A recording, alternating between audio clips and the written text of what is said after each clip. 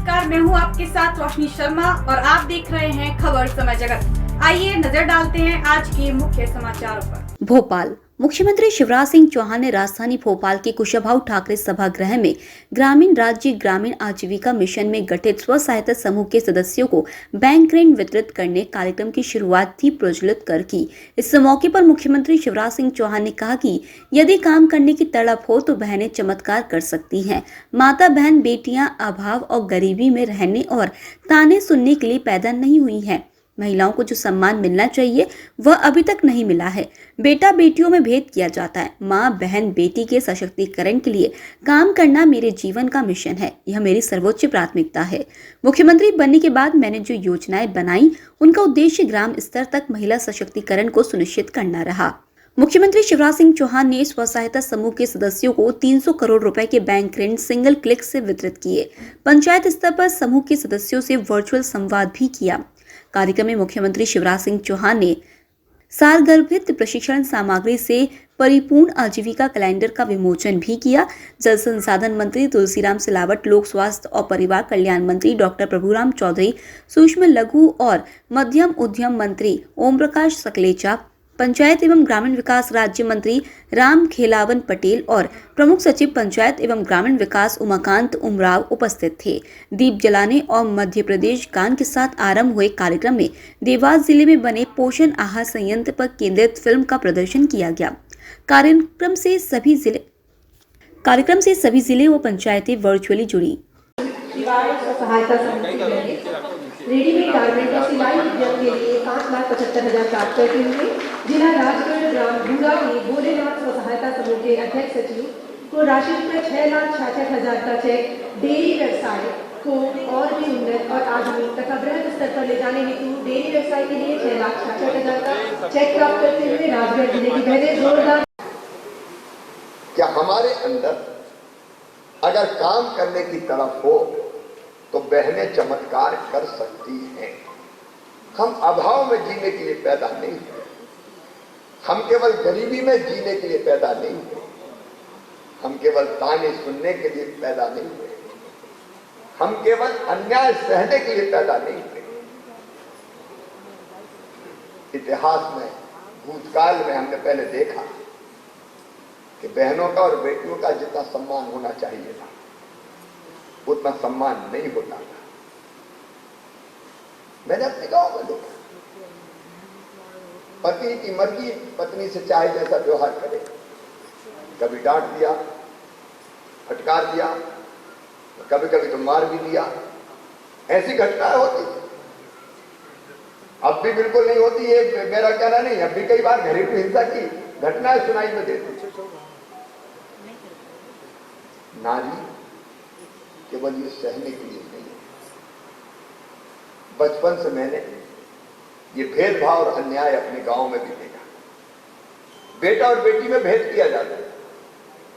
बेटे को लाड़, बेटी आ गई तो कहां की आफत आ गई। समन्वय का काम हो सकता है कि जो दीदियां बनाए, अगर दूसरे समूह को जरूरत पड़े तो दीदियों से ही खरीद लो, तो दीदियों की बिक्री बढ़े।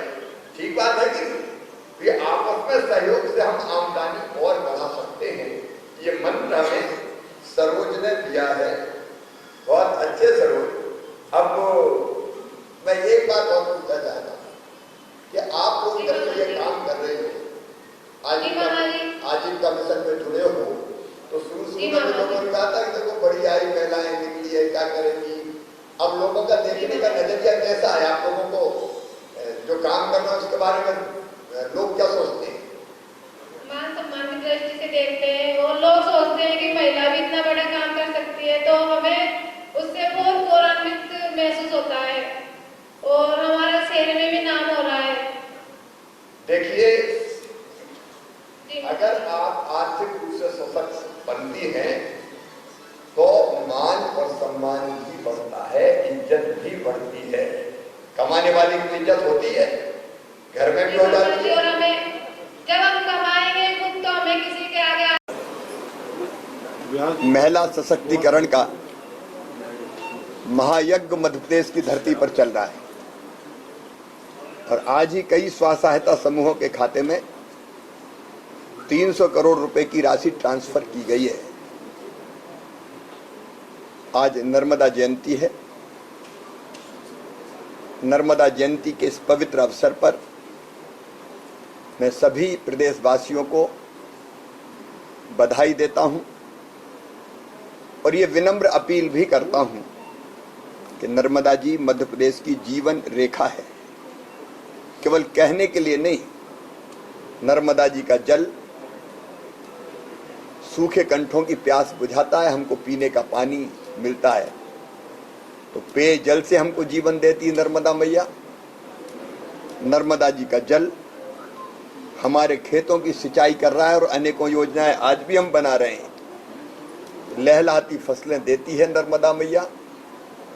हमारे घरों में अंधेरा भगाने के लिए जो बिजली आती है उसका भी एक हिस्सा हम नर्मदा मैया के जल से बनाते हैं। इसलिए नर्मदा मैया मध्य प्रदेश की जिंदगी है। आज हम नर्मदा जयंती तो श्रद्धा के साथ मना ही रहे हैं, लेकिन उसके साथ साथ हम नर्मदा जी के तट पर, नर्मदा जी के तटवासी और अगर बाहर रहने वाले लोग भी जो लाभान्वित होते हैं, ये संकल्प करें कि एक पेड़ एक साल में हम अपनी तरफ से लगाएंगे और उसको संरक्षित करने का काम भी करेंगे। क्योंकि नर्मदा जी की जल की धार अगर प्रकट होती है तो किसी ग्लेशियर से नहीं, पेड़ों की जड़ों से जो बूंद बूंद पानी रिसता है वही मां नर्मदा जी की धार बनता है। दूसरे, हमारी कोशिश हो, एक अभियान मध्य प्रदेश में चलाएंगे कि नर्मदा जी के तटों पर प्राकृतिक खेती हम करें, केमिकल फर्टिलाइजर से उस धरती को बचाने की कोशिश करें। क्योंकि केमिकल फर्टिलाइजर बह के नर्मदा जी में जाता है तो पानी प्रदूषित होता है।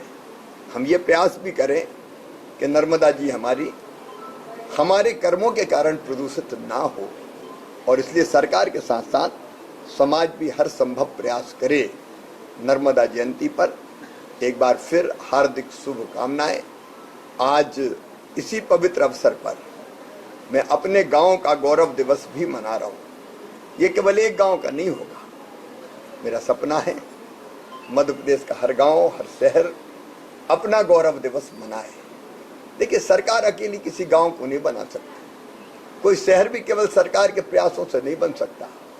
अगर हमको पूरी तरह से विकसित करना है, आगे ले जाना है, तो हम ग्रामवासी शहरवासियों की भी ड्यूटी है कि हम अपने शहर के लिए कुछ सोचें। मैं जिस गांव में पैदा हुआ उस गांव जैत से मैं ये अभियान प्रारंभ करूंगा और फिर हम ये प्रयास करेंगे कि हर गांव अपना गौरव दिवस मनाए, हर शहर अपना गौरव दिवस मनाए। उस दिन गांव और शहर में रहने वाले निवासी, चाहे वो दुनिया में कहीं हो, वहां आए और अपने गांव की और शहर की बेहतरी के लिए अपने तरफ से, समाज के तरफ से भी प्रयास करें। भोपाल से खबर समय जगत के लिए संवाददाता शक्ति भारती की report. For latest news, subscribe to our channel and press the bell icon.